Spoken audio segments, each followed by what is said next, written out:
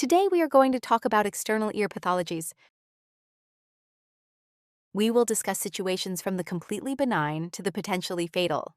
Cerumen impaction, foreign bodies, otitis externa, malignant otitis, structural masses, and carcinoma. What you need to walk away with is the ability to recognize each one, know what treatment looks like, and know exactly when to escalate. Think of external ear conditions on a spectrum of severity.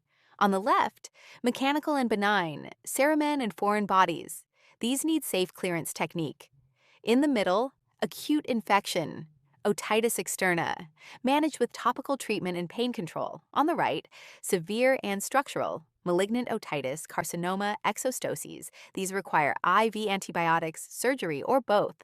The nursing action that cuts across every single category. Rule out red flags before you attempt any routine clearance. Never irrigate an ear until you know what you're actually dealing with. Cerumen impaction causes otalgia, that sensation of fullness or pressure, and conductive hearing loss.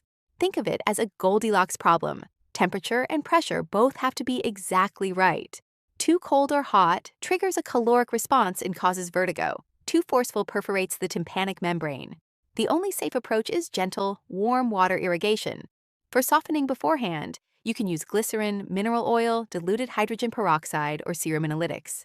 And curette or suction instrumentation. That is trained providers only, not a bedside nursing intervention. Foreign bodies present differently depending on what's in there. Kids get peas, beans, toys. Adults get insects or cleaning accidents. Some present with pain and anxiety. Others are completely asymptomatic. Here's the critical rule, and it will absolutely be on your exam. Never irrigate vegetable or organic material. Water causes it to swell and expand into an impacted mass that's now much harder to remove. For insects specifically, use mineral oil first to immobilize and kill the organism before removal. Anything deep or high risk goes to a provider for removal under anesthesia. This matrix locks in the key difference between cerumen and foreign bodies. Cerumen, older adults, natural accumulation, warm, gentle irrigation is safe. Foreign bodies, children, and accident-prone adults, inserted objects or organisms, irrigation of organic material is strictly contraindicated. Instrumentation is trained providers only for both. The clinical question you ask before introducing any fluid, what is actually in there? That one question changes your entire management approach. Otitis externa, swimmer's ear, is inflammation from water, trauma, or dermatitis. Presentation: canal pain, discharge, auricle tenderness, pruritus, and in more advanced cases, fever and lymphadenopathy. The pathogen tells you what you're treating. Bacterial, staph or Pseudomonas, produces yellow-green foul-smelling drainage, treated with combination antibiotic and corticosteroid drops. Fungal, Aspergillus, produces black hair-like spores, treated with antifungal drops. Non-negotiable nursing rules for either. Drops must be room temperature. Cold drops cause vertigo. No cotton swabs. Keep the canal dry. That includes shampoo and pool water. This slide is where the stakes go up dramatically. Malignant external otitis, temporal bone osteomyelitis, is a progressive, potentially fatal Pseudomonas infection. The same organism that causes ordinary swimmer's ear in a healthy patient becomes a skull-based destroyer in an immunocompromised one. Diabetes and AIDS are your primary risk flags. In an intact immune system, Pseudomonas stays superficial. In a compromised host, it breaches the canal wall and invades bone. Your nursing mandate: any diabetic or immunocompromised patient presenting with ear pain gets treated as malignant otitis until proven otherwise. Management is EV anti-pseudomonal antibiotics plus aminoglycosides, aggressive wound care and debridement, and close monitoring for aminoglycoside nephrotoxicity and ototoxicity. This comparison table is what your exam is testing. Standard otitis externa, healthier swimming population, mixed pathogens managed with analgesics and topical drops.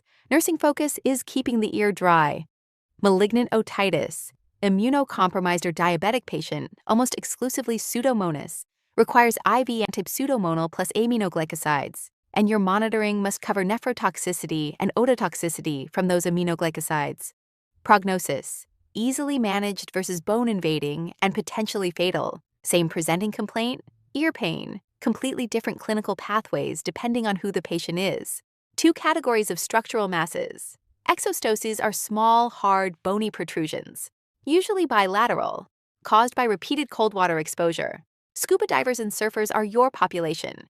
They're benign and only need surgery if they're symptomatic enough to cause obstruction or recurrent infection. On the malignant side, basal cell carcinoma develops on the pinna, squamous cell carcinoma in the canal. Both need surgical removal. When you take a history, you're specifically asking about cold water sports and chronic sun and UV exposure. Those are your 2 red flag risk indicators for each condition.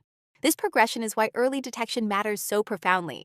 Squamous cell carcinoma of the ear canal starts as a localized lesion, looks manageable. Untreated, it breaches the temporal bone, then compresses or invades cranial nerves, causing facial paralysis, then destroys auditory structures permanently. That is a 4-step cascade from treatable to catastrophic. The red flag combination burned into your brain right now. Unexplained facial weakness plus an ear canal mass. That is an immediate surgical emergency, not a watch and wait. Escalate immediately. Patient education is your primary weapon against recurrence. 3 domains. Moisture control, dry ears with a low-heat hairdryer after water exposure. Apply alcohol drops after swimming, and no water sports until fully healed. Physical protection. Earplugs when swimming or showering, or protective cotton coated in petrolatum jelly as an alternative. Trauma prevention. No cotton swabs, no scratching, and preventive drops after swimming only if the tympanic membrane is confirmed intact. Never instill anything into an ear with a known or suspected perforation. 3 nursing functions, and they're not sequential. They happen simultaneously at every external ear assessment. Prevent and protect, educate on drying techniques, petrolatum barriers, and no cotton swabs. Ever. Intervene and clear. Safe, temperature-controlled irrigation and the right topical agent matched to what you've identified. Monitor and escalate. Flag the immunocompromised patient immediately.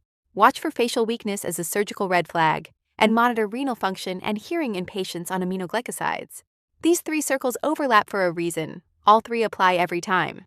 The bottom line, the external ear is a dual-threat environment. Most of what you see is benign and fixable, but the same canal that holds earwax can hide a skull base infection or a malignant tumor. And the difference between a good outcome and a catastrophic one is your ability to tell the difference. Educate every patient, every encounter. Keep your irrigation techniques safe. Hunt actively for the red flags: diabetes, immunocompromise, facial weakness, and never assume routine until routine is confirmed.